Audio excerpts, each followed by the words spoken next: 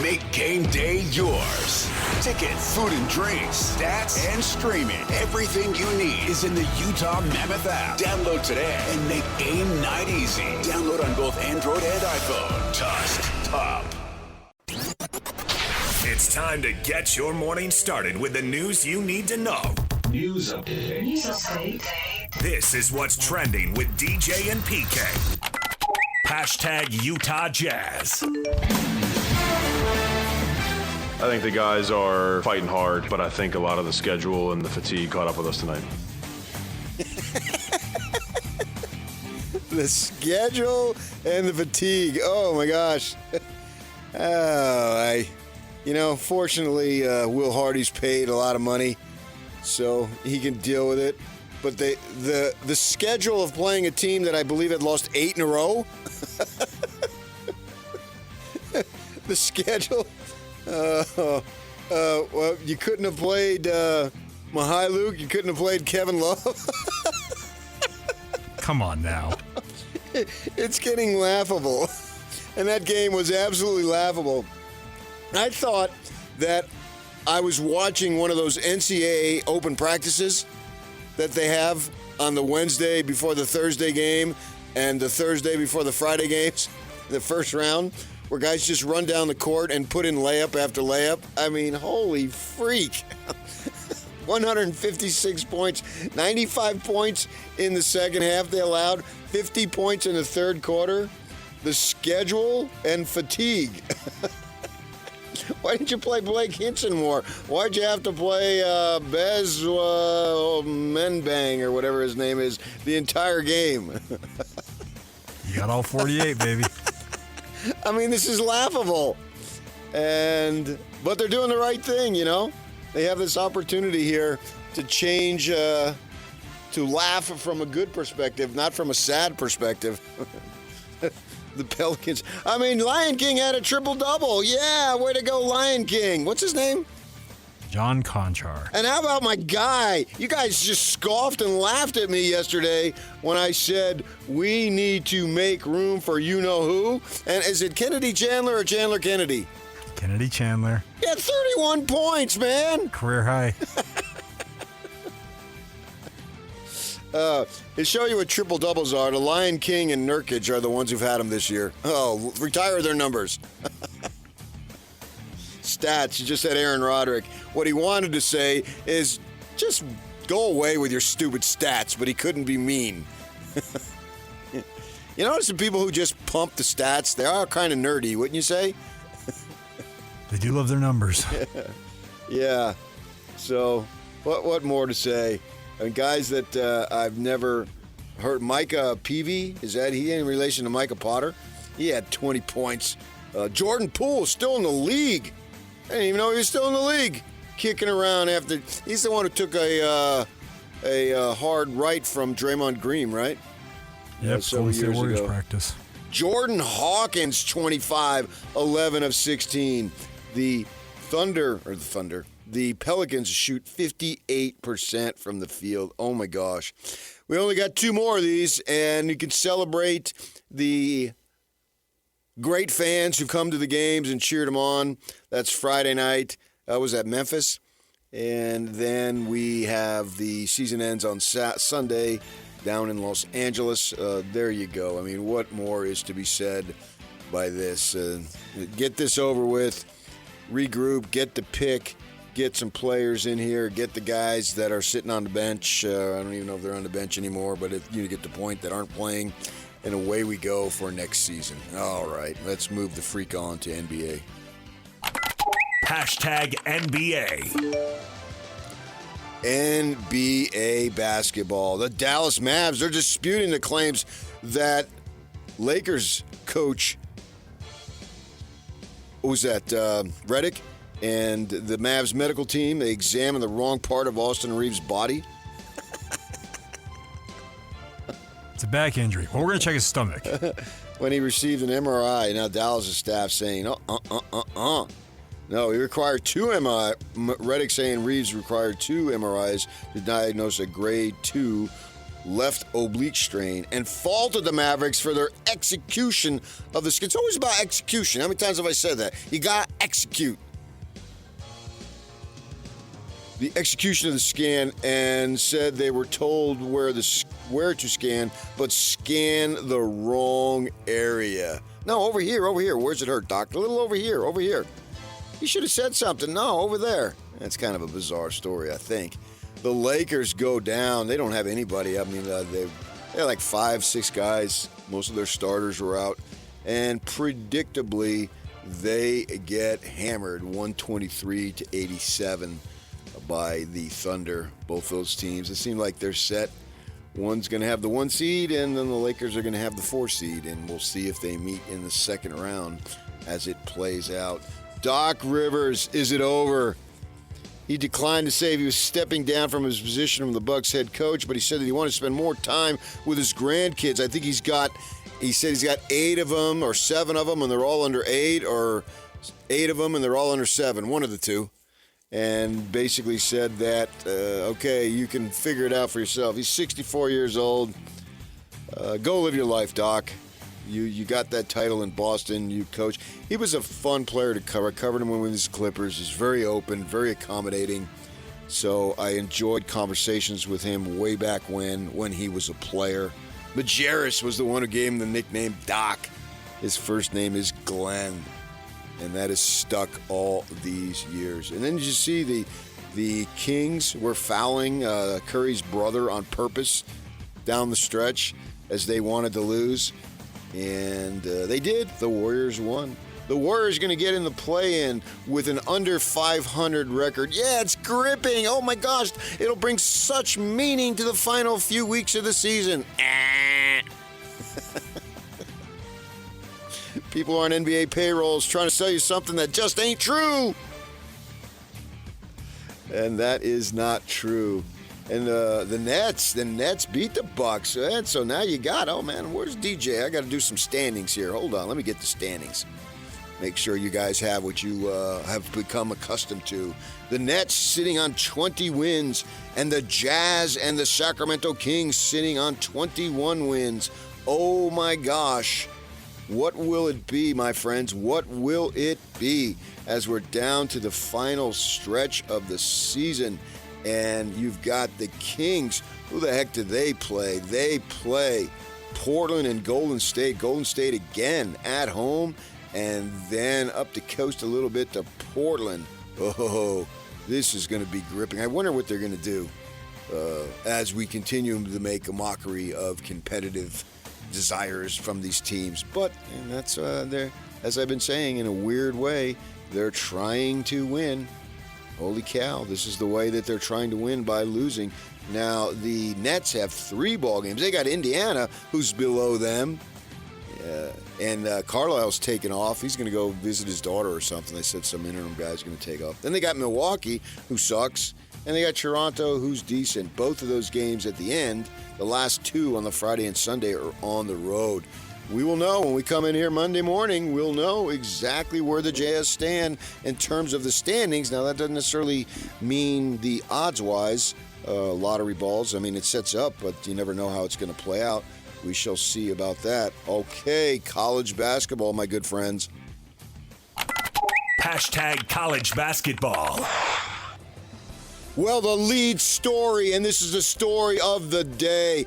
BYU point guard Robert Wright, the third, not the first, not the second. No, he is the third, and he will enter the transfer portal. Sources told the Field of 68. Wright averaged 18.1 points, 4.5 assists, 4.6. Shot 41% from 3.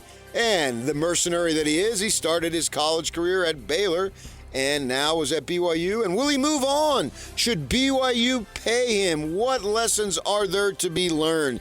We will get to that coming up right after what is trending. Also, they introduced, I'm sorry, Big Mike. I'm calling you Big Mike. You want to be called Michael? No. There's only one Michael when it's Carolina Blue, and it ain't you. How about that, Yak? That'll work, right? I like it. Only one Michael in Carolina Blue, and it ain't you. That is reserved for MJ, not MM. Michael, don't call me Mike Malone. I'm going to call him Big Mike because, my gosh, he's going to make more than $8 million annually as the new head coach of the Tar Heels. 6-year, $50 million contract, immediately making him one of the top-paid coaches in college. Uh-oh. Whittingham going to go to Michigan and ask for more? I mean, I know it's football, but still. Mikey Malone? Wow, that's a lot of cash. We'll see how they do, or how he does. Now, his daughter's on the volleyball team there. That's kind of cool. Get to see her, have an opportunity to watch her play right there in the fall, obviously. All right, that's college basketball. We will be hitting Robert Wright and what should be learned from this. Coming up, stay with us. Let's go to the NFL. Hashtag NFL. Fernando Mendoza. He's going to be the first pick, most likely, by the Raiders, right? He's not going to attend it in Pittsburgh. He's going to celebrate with his family in Miami and have the party there. Take the party to Pittsburgh. That's a bad look for the NFL. Your number one guy won't be there? Oh, man. Well, I mean, the good thing about it is we're sending DJ there, so he'll have it covered for us, right? Right? Rob Wright, the third, is gone, and so is DJ. Okay, there you go on that. And Kaepernick, he's written a memoir, The Perilous Fight, will be out this fall as he reflects on his decision a decade ago to take a knee during the national anthem before games. Well, I think I'm going to take a knee on reading that. I'm tired of that story. I mean, he did what he did. I support his right to do it, except I don't necessarily support his right to do it on the job. Go do it on your own time. You can lie down, you can roll over, you can play dead, do whatever you want. I have no problem with that. But during the games, and, you know, I mean, the thing is, was he blackballed? Sure. I think he was. But not necessarily as a starter because he kind of sucked there at the end. His record wasn't very good. But that's a story. Maybe make some more money off of it. Recoup some of the money that you possibly could have made. Yuck. You can't hear me? All right, so let's go on to the NFL.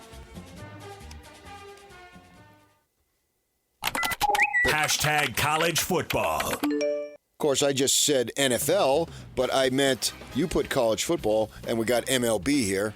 We're sort of discombobulated. I can hear you, and they can hear you. College. Now, we're going to go on to MLB right now. Wow, did you see that? Soler and Lopez, the Angels and the Braves. Oh, my goodness. That was something. That was a big-time brawl there. Jorge Soler and Ronaldo Lopez. Soler with the Angels. Wow. A big roundhouse. And then you had Lopez. I think he had the ball in his hand responding. And then everybody was out there, man. It was Haymaker City. You know, normally it's maybe a little bit of a tackle, but this thing had some juice to it. I thought we were going to get Al Bernstein on the call there for a second. Oh, yeah, play the audio. Let's go. What the heck? Was airmail to the backstop. And now here comes Soler. They're going to start to fight. They're throwing blows. We got major differences here as they're throwing haymakers. And now a big pile on the first baseline. Soler was hit by a pitch in the third inning, and we got a riot here in L.A. Here come the bullpen spreading in from left field, and a pile up on the first base line. In the blink of an eye, that turned into a heavyweight bout with Soler and Lopez throwing blows at each other. Oh, I like that, man, from the diaphragm. The Braves won that game, right? I think they won 7-2, did they not? Yes, they did. How about that? That was, I would imagine some suspensions will be coming. And you see, what's the guy's, the manager for Toronto? They got called for balk. Gosman, the pitcher, he pitched well in the World Series. And their manager, man, just went nuts on that. And they were I was watching that, and I was, oh, man, he's going to hit him in the face. Yeah, and the Dodgers found a way to win again. And Dodgers, you think they'll go undefeated on the road this year, my good friend DJ? Because they're 5-0. It's impressive, but no, I do not think they're going undefeated on the road. But they're going to be awesome. I mean, that's just it's a nice mix here between blowing teams out and then finding a way to grind out wins. Yeah, they're 9-2. They got Betts. Betts is on what do they call it now, the IR. He's out, maybe, but then whoop-de-doo, he's out. Wasn't he out? He was out a lot of last year. Didn't seem to derail them very much. So, yeah, there you go. Alejandro Kirk. He'll be missed 6 weeks from the Blue Jays. That was a squatty catcher, had a good World Series. He's going to go under surgery for a fractured left arm that was injured on a foul tip. My gosh. You ever known catchers, man? I had an opportunity to talk to Alan Ashfield. He was a San Pedro guy, played at San Pedro High. And so he caught Nolan Ryan. I think at one time he had the record for most no-hitters caught in the big leagues. And most of his fingers, he couldn't straighten out. I mean, literally, he could not straighten them out. And his family actually moved up to Utah here. The local connection. He was an LDS guy. The Bees, they got beat by Reno last night in Game 2. First pitch for Game 2 is tonight. First pitch is at 7:05, and coverage of the game will begin at 6:50 on the KSL Sports Zone with our guy, Tony Parks. All right, DJ, you can handle this because I know you're fired up about your Utah Mammoth. Hashtag NHL. Sean Dursey at the left point to his streaking Dylan Gunther. This way, one-timer, Cooley, and he scores! Logan Cooley is scalding hot! One-timer from Kerfoot, and that didn't miss the top left corner by much. Dursey swings it towards the net, and they score! Put another one in the tip jar for Alexander Kerfoot. The Mammoth power play has been as hot as it's been all year over the last 5 games in which they have 9 power play goals. They win the face-off here. It's a 4-on-3. Sergachev this way for Keller. Right dot, he shoots and scores! Captain on deck! A 6-5 overtime win for the Utah Mammoth. Statement made! PK, we were just joking with Mike yesterday about statement games in the regular season, and he finishes with statement made, and also about, what if it's 30-1? He said, well, you might have to carry me out on a stretcher. Obviously, that was over the top. But 6-5 was over the top, especially because they came from behind not once, not twice, but 3 different times in this game. Yeah, wow, and that was an amazing game. You know, I'm not a big statement game guy. But now that they won, they made a statement, man. They showed Edmonton, we can not only compete with you, we can beat you. Yeah, and they tie it up, boom, Edmonton comes right back in a blink of an eye, and the Mammoth didn't blink at all. They stayed with it. This is an interesting sport because you never know, and because you never know, you just got to keep plugging away. Because it could take, you can go the whole 60 minutes and have 1 goal, and then you can go almost, 6 seconds is an extreme, but you can go a minute or 2 and have 4 goals. You just don't know in this sport, and it makes it gripping. That was an awesome puck game. It really was. And the thing is that at 3-1, at the end of the first period, the Mammoth had scored first, and Edmonton went up 3-1. They've never beaten Edmonton. They just can't seem to stop them. They've been one of the, I think they're the 4th or 5th best defensive team in the league, and Edmonton's just carving them up. So I got to say I was a little surprised I was when they got it back Absolutely. to 3-3. I thought, here we go again. But when they scored the shorthanded goal at the end of the second period to make it 4-4, at that point my belief was, it felt, and this is a dumb thing to say, but it felt like they led 4-4. And even when they gave up the goal early, 5-4, I'm like, there's another goal in this game. It's going to happen. There's another one. It's just a matter of time. And pretty soon they were buzzing around the net. They were creating chances, and sure enough, they got one. But I got to say also, in these free-flowing sports, it doesn't matter. It's not so much football or baseball because they're just different by their nature. But when you see, I've seen this call in RSL games. We've definitely seen it in Jazz games. and we saw it last night in this Mammoth game, when a defender scores, someone's got a defensive mentality, hits a big shot or whatever, or when someone who's supposed to be attacking and scoring makes a big defensive play, it gets everybody all sorts of fired up. And they're in overtime, and there's all this space because they got so many guys off the ice, and Cooley one-on-one to just strip the puck away and then immediately draw the penalty. It's like there's no way after that happens that they won't score on this penalty. They got 2 minutes. They're going to do it. And it turned out they only needed a few seconds. Yeah. And that's Cools to you, not Cooley. Just simply Cools. Cools. Yeah. Cools just take the puck right off the other guy's stick. I mean, Cools is our magic, you know?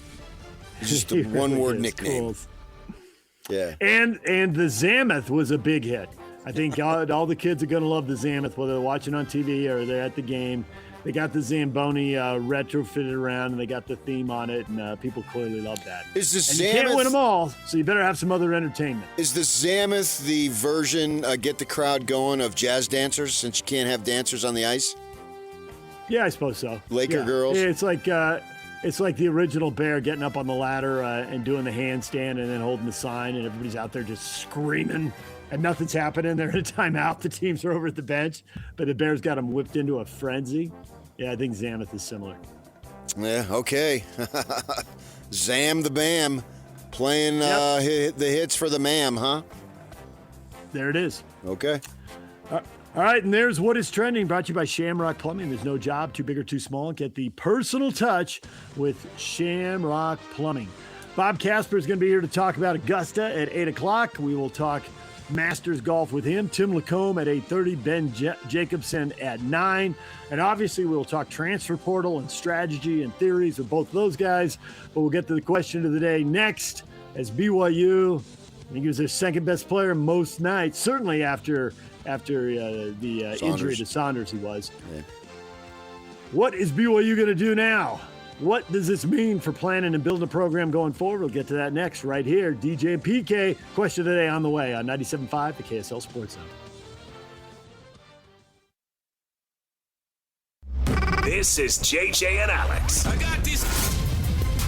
Travis Yost, our guest. He covers the NHL for TSN. For the Mammoth, I think they're the fourth best team in the West. I think that they would be a likely favorite against Anaheim. They could be or should be a favorite in a series against Vegas. If the Mammoth close the season as we expect, by goal differential, this is the best team that has ever been on the ice for either the Utah or Phoenix, Arizona Coyotes franchise by goal differential this season right here, right now. This team absolutely should not be thinking we made it to the playoffs. What an accomplishment. At this point, considering how good the Mammoth have been, and I mean that, they really should be thinking, how do we go in and win a round in the playoffs? And I think if you've got Anaheim on the ice, even if you're the road team in that series, that's a matchup the Mammoth should want, and it's one they should win. Catch JJ and Alex afternoons from 3 to 7 on 97.5, the KSL Sports Zone.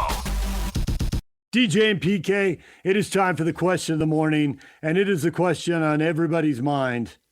Rob Wright III into the transfer portal. What should the Cougars do? What can they do? There's both what to do here in the short run with him and then what to do in the long run with how much can you count on guys when they transfer in. I mean, if some guy comes in, he has 1 year left, that's one thing. But to invest in a sophomore, to know you're going to have to help him get better and he's got to improve. But if he's only committed for 1 year, is it really worth it? There are so many questions, PK. Any of these, first off, are there any of these scenarios where the answer is easy? No. Or are they all really complicated? It's most definitely complicated. BYU, by their own acknowledgement, by one of the higher-ups, as practically as high as you can go in church leadership, has told us multiple times that BYU is different, okay? That's their thing. They'll tell you over and over they're different. And so you're going to bring in a kid who I think he's from Delaware, who went to Baylor, and then you're going to bring him into Provo, Utah, and sure, he can embrace it for a time. But what connection is there outside of cash? Let's really boil it down and have some honest talk here. And I think Kevin Young needs to reevaluate everything here. You have a kid who is from Utah. Well, Farmington, where was Dallin Hall from? somewhere Plain up there. City, Utah. Yeah, I'm not exactly sure where Plain City is, but Fremont High School, though. Okay, I know that. I don't know Go to exactly Ogden. where it is. It's up. Go to north. Ogden. Yeah, go to Ogden, hang a left, and drive halfway to the lake. There's a bunch of, it was farm country, but there are a lot of houses out there Well, now. if I drive all the way at the lake, I'll be at the lake. And so halfway. And then I'm, and then I only got a few more miles to go, and I'm at the lake. And so he's a BYU kid, serves a mission, blah, blah, blah, blah, blah. And he has to transfer out. You bring in this kid. Now, I realize Hall's a senior, so he was going to be gone anyway. And you bring in Wright. And what's the point, really? What is the point? He runs the point, but are you really sure you're going to have this kid for anything that you can build? If he leaves now, that you just wasted that year, basically. He's a good player, but what connection does he have to BYU? BYU is different. You tell us that they're different, and so you bring in outsiders, and do they really want to stay there, or they're just mercenaries taking the highest bid?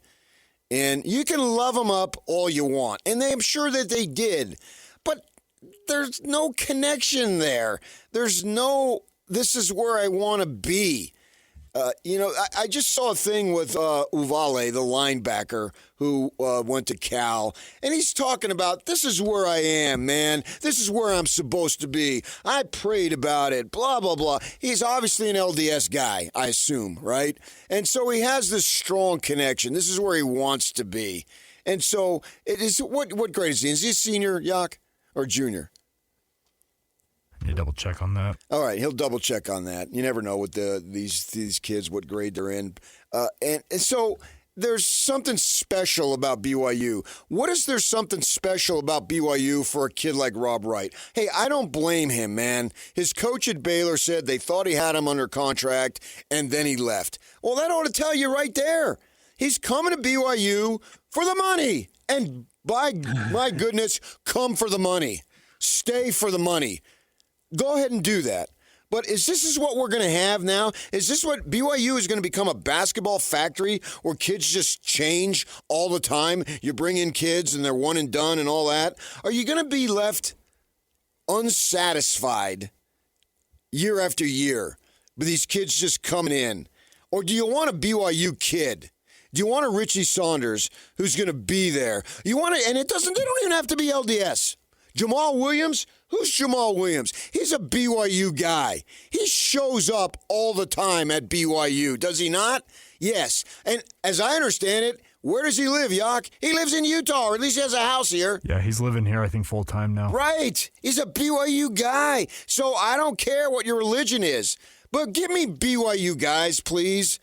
I just don't know this is the way to go. Or you just say, hey, listen, man, this is what we're going to do. We're going to get the best players, and then we'll reload. And right, you just open up the internet. Oh, BYU has reached out to San Jose transfer Colby Garland. He's a potential guy who can run the point, play some guard for you. And you look at, according to what's on the internet, Kansas State, Indiana, Nebraska, Syracuse, Oregon, a bunch of pretty good basketball schools are after him. So the kid probably has some talent, right? Or do you just go down this road every year?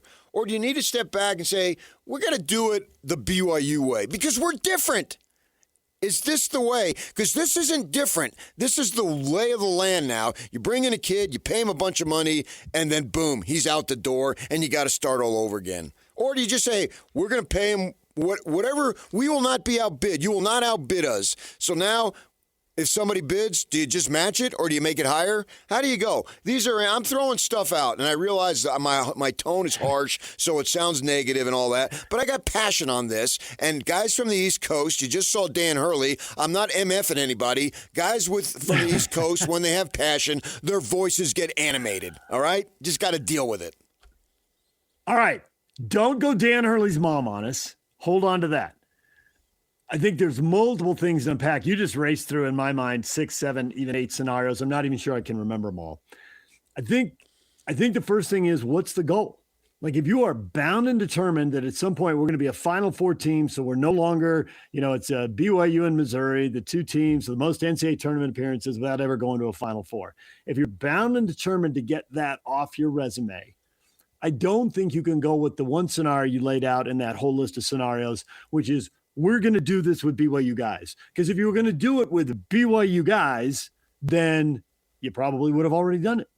And you've been to a couple of Sweet 16s doing it that way, one with Ainge and one with Jimmer. And then you start changing the formula last year and you get to the Sweet 16. Yeah, but so I disagree with that. What you want. I disagree with that. You got to decide what you want. Because with what? BYU guys now means different than BYU guys in 1981. Let's call it like it is. Okay, that 1981 team was full of LDS guys, and they were all Mormons. And to a large extent, that's what you had with Jimmer. Mm-hmm. You can get Dealman, in my mind, is a BYU guy, right? He only played one season, but he loves them up left and right. He's a BYU guy. So my point is the canvas of recruiting and the pool of recruiting for BYU has opened up a lot more since they allowed the players to wear earrings. So there's a difference between, it's not just church players and not church player. It's church player, and then you're not church player, but you are BYU guy. Yes. Right? And yes. then there's also, I'm highest bidder player over here. Yes. Right? You got another group of players. I'm yes. they're not old enough to have seen the movie when it came out in theaters. Maybe they've seen it since then streaming, but show me the money guy. Right? So I went to Arizona State. I'm a Sun Devil. See? So you can, and then also I think there's, okay, you're show me the money guy, but you're a junior or senior. Because we have seen, and this goes back at least 20 or 30 years, we've seen JC guys come in and think, all right, this isn't really my thing, but I can do it for 18 months. Yes, they've told them that. They've pitched that in recruiting. Literally, right? Yes. And the 18 months isn't the same as going to a freshman and sophomore and saying you got 3 or 4 years. Exactly. It just lands different. First off, guys are maturing and getting more focused on what they want to do with their lives. Yes. So that's changing. And then also it's just the time element. It's just not as long a time. We can all do stuff we don't really want to do for a short period of time.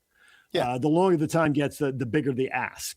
So, but I think to get back to your original point about church guy, BYU guy, in the Venn diagram with all the overlapping. And I love Venn diagrams. I know you do. I see you sketching them out during the commercial breaks. That don't turn away the church BYU guy because not all the church people want to go to BYU. We've seen that, right? We've seen people going to Duke. We've seen people going to Stanford. But if you're the church person, the return missionary and all that, and you're also the BYU, don't push those people out of the program. And the third thing is you got to be good enough, right? Got to be good You're enough, good most enough definitely. To play Kevin Young's paid to win basketball games. So, I agree with you 100%. Right. So don't push away. That's the first thing. Before you decide who you are or aren't going to get, at the core, if that's church person, return missionary, BYU, and capable of playing 20 or 30 minutes for an NCAA tournament team, you got to hold on to that guy. Don't lose those players. You got to invest in them. In some cases, they may not be 20, 30-minute player as a freshman, but they can grow into that by the time they're a junior. You've got to find room in your program for those program guys. Yes. Now, when you start evaluating people who are coming from everywhere else in the country, and who knows what kind of church background they do or don't have, or for that matter, anywhere else in the world, some people still fit. And you're still going to have those players on your team.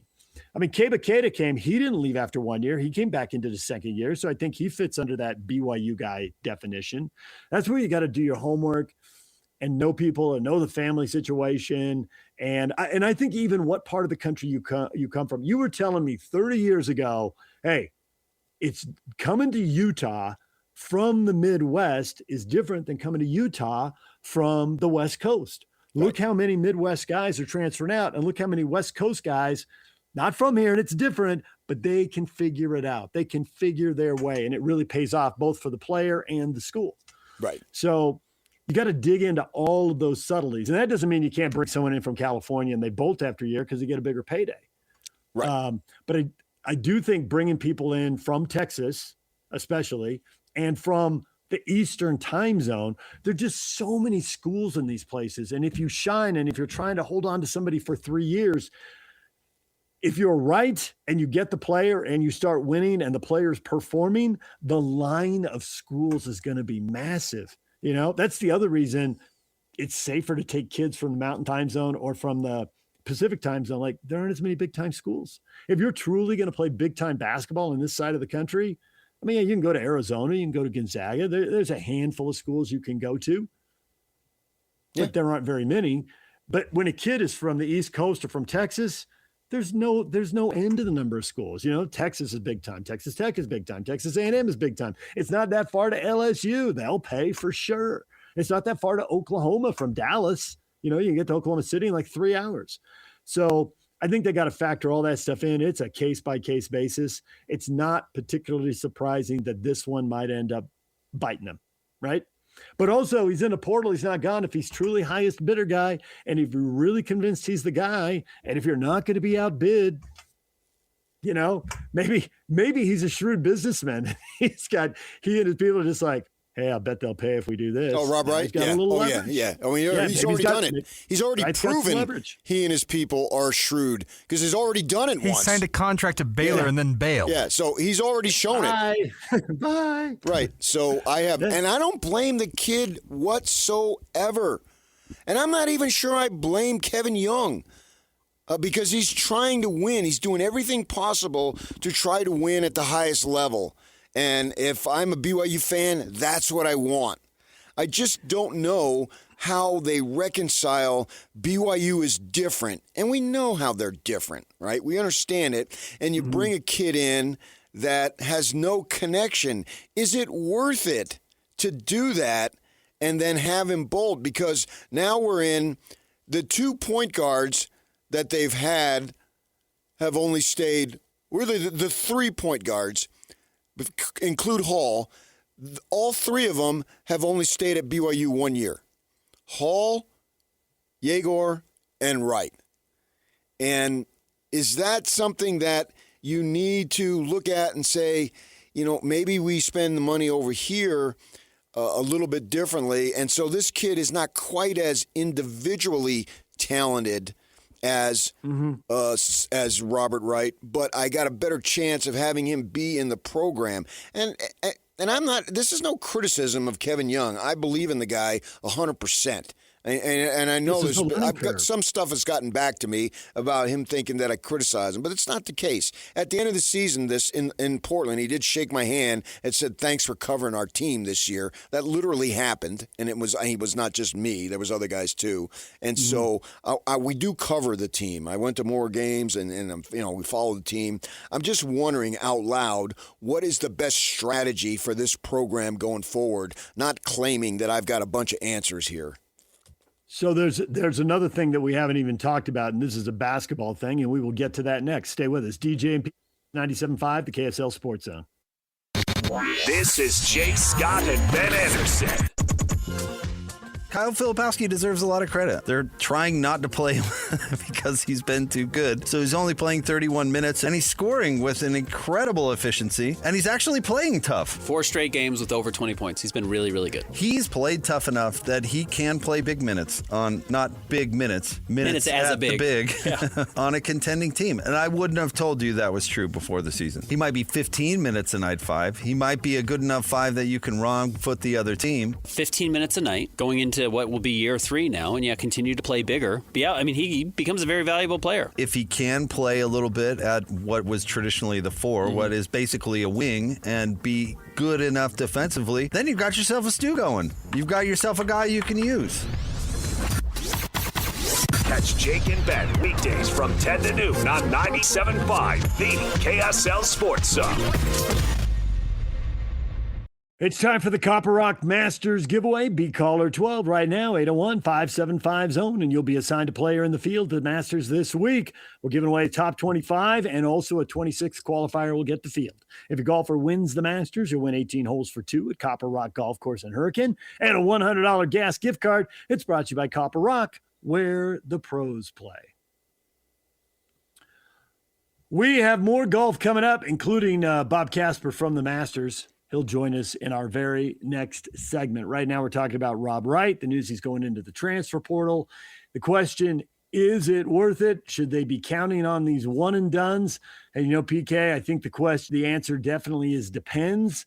But I think the thing, and you brought up Yegor last year, and I think the thing is with Wright, he's a 6 foot tall guy, and his offensive numbers, he's 18 points and shoots 41% and all that.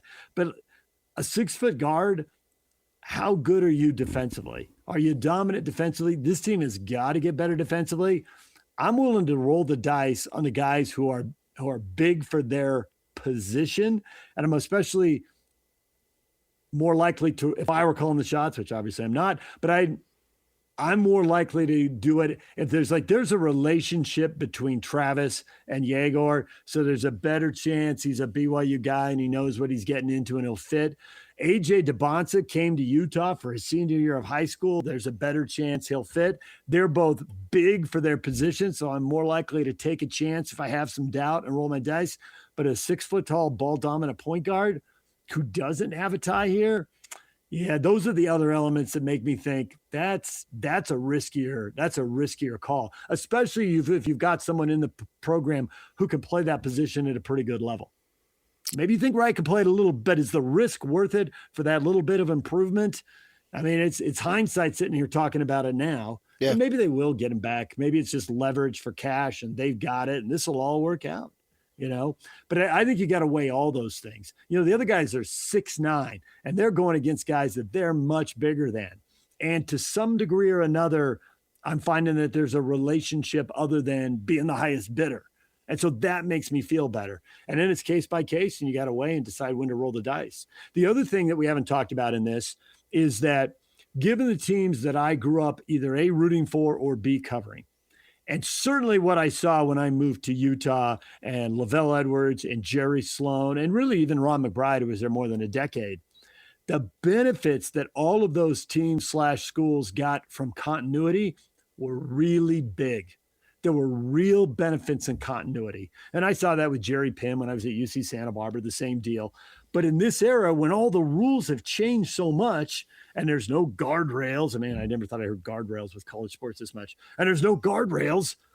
Indiana and Michigan, you got second-year coaches. There's no continuity there. And we've seen it with Utah State going through 6 coaches in 10 years. You really can put together a team in 1 year.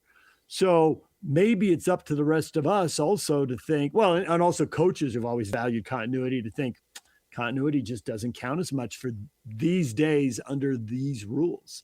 It's not like Arizona and Duke have a ton of continuity. Now they didn't get where they wanted. Arizona got to the Final Four and they wanted that. They got to they didn't get the title that they wanted. Duke's had Elite Eight and Final Fours, and they're building their rosters every year. So maybe we should be less perturbed by the one and done as long as those kids are good enough to deliver. Well, I still think for BYU, because they're different, they're not Duke. They're not Indiana's school over there. And they're not Michigan and not Arizona. Whoever it might be. I get your point. Right. And you can't just go and recruit like everybody else and then tell us you're different. That doesn't jive. We're different until it comes to basketball. I do think that there is value, and you see this in the regular season, you see it in the tournament. The player with the most talent doesn't necessarily win. The freshman with more talent loses to a third or fourth year player who's got good talent, but not great talent, but they've got experience. They've been through it. So that's a place where continuity can still pay off. Right. And Rob Wright's a sophomore, but right, he is. Yeah. I just think, what's the pull to keep him? If somebody over here is offering me more money and I'm not a BYU guy, my family, like DeBonsa, they all moved out and they embraced themselves in the community. And good for them. It's a success story. If he was a success. It was worth having him in the program. He brought you untold publicity that there's no way you could have bought. You just couldn't have. And he's going to represent BYU. I just don't feel like Rob Wright is going to represent BYU. He's going to represent himself. So was that worth it? And there's not a tie to want to stay. It's just give me more money. There might be some guys who say, hey, I want to go to BYU. And I'm going to leave money on the table because this is where I want to be. Those are the guys you want. Yeah. Well, and I think that's the case, even what we heard with DeBonta. Like, here's the threshold. Once you get to the threshold, now he's so good and he'll probably be the number one pick. And so his threshold's higher. But for the players who are like, okay, this is my number. Now there's 3, 5, 6, whatever schools, 2, whatever it is, who've met that number. Now I'm going to let the other stuff decide. That, I think, would give you a little more confidence. Okay, we got a chance to build a relationship based on whatever other this kid decides, as opposed to simply it's an auction, who's the highest bidder. Right. All right, DJ and PK, we got to take a break. When we come back, Bob Casper joins us from Augusta. We'll get the draft. We'll get our picks. Stay with us. We're talking Masters with Bob next.